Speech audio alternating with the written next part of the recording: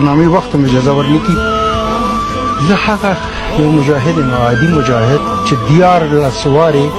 پاکستان افغانستان ته مې تګ راتګ کړی په صلحا مجاهدینو سره مسلح ګرځېدم 14 کاله مې د اتحاد جماهیر شوروي د وخت او د هغې د مزدورانو سره جنګېدلی یم هغه وخت هم داسې ګرځېدم اوس هم په دغه یو واسکټ ګرځم ولاکه محترم عرض مطلب مې دا دی چې اوس هم زه چلنج ورکوم چانه چې د یوې مرمۍ او د یوه افغانۍ حساب را سره راشي داسې نه دي چې دا ټول خلک غړي دي ټول خلک قاتلان دي خو واقعیت کله چې موږ ترلنګ ته ویتلو پاکستانیانو ته د 3 میاشتو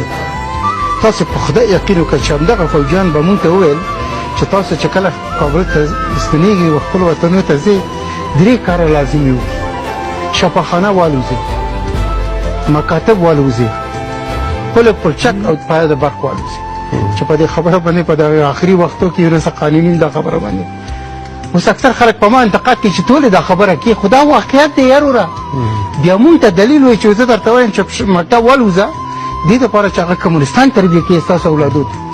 زه درته وایم چې شفاخانې والوځه چې دغې زخمیان هلته تداوي کېږي او مونږ به ورته ویلو چې دا خو ډېره ښه خبره کوي چې کله مجاهدین کامیاب شو کابل ته راغله صبغت الله مجددي سره ډیر کار وشوی و چې ته به کله ځې اوله به اردو ملي به لنګه کې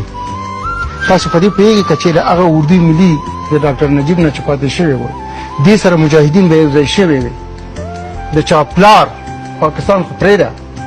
چې اتحاد جماهري هم شوروي هم والله که موږ ته نور کتلی شو زموږ یو استفاده وشو غلط استفاده اوس دلته جومات دی امام فاسد دی د امام په نامه مخکې شوی دی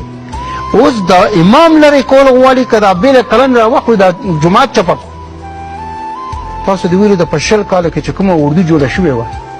کومه پولیس جوړه شوې چې کله دا خو د دې هېواد بچیان وو داسې نه وه چې خدای نقدر دا ټول فاسق و فاجر و کمونست بېدین و دا ټول په کار ده چې خلک الله دې کې ووایي که دغه اردو ملي سره دغه امنیت سره دغه وزارت داخلې سره د اسلامي امارت سربازان به یو ځای شوي وو پاکستان به دا جرأت کولی شي چې نن په ما باندې داسې خبرې وکړي هغه په سازمان ملل متحد کې والله که د پاکستان پلار به دا جرأت وکړي پاکستان مې نه پرېږدي تاسو خو د دریان خط یادوي والله که جلال آباد هم ورته وروبخي که مې پرېږدي جلال آباد هم که ورته پرېږدي نه مې پرېږدي